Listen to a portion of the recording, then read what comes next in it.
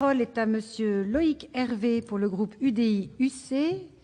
Vous avez la parole, mon cher collègue, pour 8 minutes maximum. Merci. Madame la présidente, monsieur le ministre, mes chers collègues, la lutte contre la pollution atmosphérique représente un enjeu sanitaire et écologique majeur. Mais l'enjeu est tout autant économique et financier. Tout le monde reconnaît le drame sanitaire que constitue la pollution de l'air.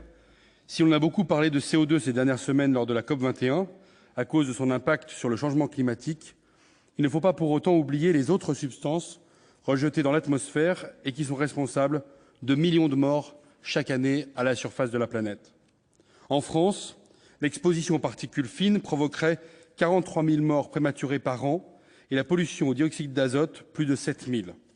En 2015, la commission d'enquête sénatoriale sur le coût économique et financier de la pollution de l'air a dressé un constat objectif et alarmant sur l'impact de cette pollution. J'en profite d'ailleurs en tant que membre et vice-président de cette commission pour témoigner du travail de terrain réalisé en profondeur sur ce sujet et pour féliciter Jean-François Husson, son président, et Leïla Aïchis, sa rapporteure, pour la qualité de leur rapport.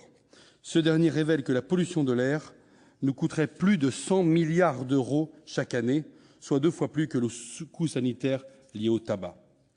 Après avoir recensé les principales sources de pollution de l'air, la Commission a dressé le bilan des actions initiées et avancé 61 propositions adoptées à l'unanimité par ses membres et porteuses d'un développement économique durable. Elle préconise notamment de mettre en place une véritable fiscalité écologique, juste, équitable, incitatrice et responsabilisante. Elle souhaite un discours uniforme et clair de l'État sur l'après-diesel. Elle en appelle de ses voeux à ce que l'innovation soit favorisée, les alternatives technologiques crédibles existantes soient déployées et l'usage des moyens de mobilité durable soit favorisé chez les salariés. Quelques jours après la fin de la COP21, et alors qu'un accord contraignant sur les taux de rejet de dioxyde de carbone a pour la première fois été validé au niveau mondial, il serait inconcevable que la France ne prenne pas des mesures ambitieuses et assume des choix cohérents à l'échelle nationale. Cela risquerait de jeter le discrédit sur notre pays et sa parole. En effet, ce phénomène de pollution de l'air n'est pas l'apanage des grandes villes tel qu'on le présente trop souvent. À l'image de Paris, cher à notre collègue Yves Pozzotti-Borgo, Pékin, Mexico ou Katmandou, plongés dans un brouillard gris et opaque. Il concerne également les vallées alpines. La situation de la vallée de l'Arve en Haute-Savoie est un exemple marquant de la pollution atmosphérique, récurrent par les effets cumulatifs de la densité de la population et d'une concentration industrielle le long d'un axe de circulation routière internationale intense en direction de l'Italie via le tunnel du Mont-Blanc. La commission d'enquête a eu l'occasion de se rendre sur place. Cette situation est paradoxale avec l'attractivité de ce territoire, mondialement connu et reconnu pour la qualité exceptionnelle du site du Mont-Blanc et les forts enjeux touristiques qui s'y développent. Aussi a-t-il été mis en place un plan de protection atmosphérique de la vallée de l'Arve depuis février 2012. La création d'un fonds air-bois, cofinancé par l'ADEME et les collectivités locales, a obtenu l'adhésion de nombreux habitants sensibles à leur cadre de vie. Cette initiative ne demande qu'à être élargie, comme l'a souligné la commission dans l'enquête dans l'une de ses propositions. Toutefois, les mesures appliquées, telles que la limitation de la vitesse sur la 40, l'interdiction de la circulation des poids lourds Euro 3 ou la mise en œuvre du fonds air-bois, cité précédemment, demeurent insuffisantes à l'échelle du bassin de vie. Et à l'instar de la vallée de l'Arve, qui a su mobiliser et fédérer autour d'un plan anti-pollution comportant 35 mesures les collectivités locales, lesquelles sont prêtes à agir, mais manquent de moyens dans un contexte de restrictions budgétaires qu'elles subissent.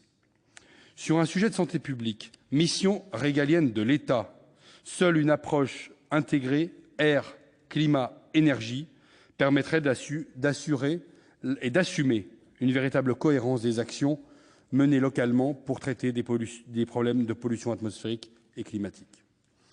Les mesures à prendre sont parfaitement connues. Elles concernent principalement la rénovation énergétique de l'habitat, le développement et le renforcement des transports en commun et l'accompagnement de nos entreprises industrielles. Malheureusement, je déplore le manque de politique volontariste de l'État, en particulier dans le domaine de la recherche industrielle pour limiter les rejets nocifs, alors que l'innovation technologique dans ce domaine est porteuse d'économies, de croissance et d'emplois, Et dans le domaine des transports, Monsieur le ministre, je ne parlerai pas cet après-midi du rapport modal Lyon-Turin qui peine tant à aboutir, mais je ne citerai que l'absence totale de politique ambitieuse en matière de transport en commun, qui constitue pourtant un des rouages essentiels à la lutte contre la pollution de l'air.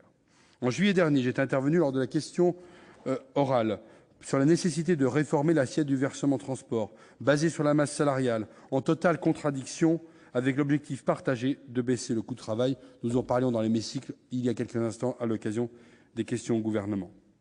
De même, j'ai récemment regretté l'absence de concertation du Gouvernement avec les élus locaux sur l'avenir des TET, alors qu'il est annoncé la suppression du train Paris-Saint-Gervais, desservant un territoire montagnard mondialement reconnu et fortement menacé par la pollution. Chacun le sait, j'ai développé ce point il y a quelques instants. Monsieur le ministre, face à un tel enjeu de santé publique et aux engagements indéniables et constants des collectivités locales pour la préservation de leur environnement, des mesures fortes doivent être initiées au niveau national. La France a su ouvrir le chemin de la COP21 et son opiniâtreté a payé. Elle a aujourd'hui le devoir de montrer l'exemple en instaurant une politique volontariste et d'entraîner les autres pays européens dans la définition d'objectifs ambitieux pour la qualité de l'air. Monsieur le ministre, il y a urgence. Merci.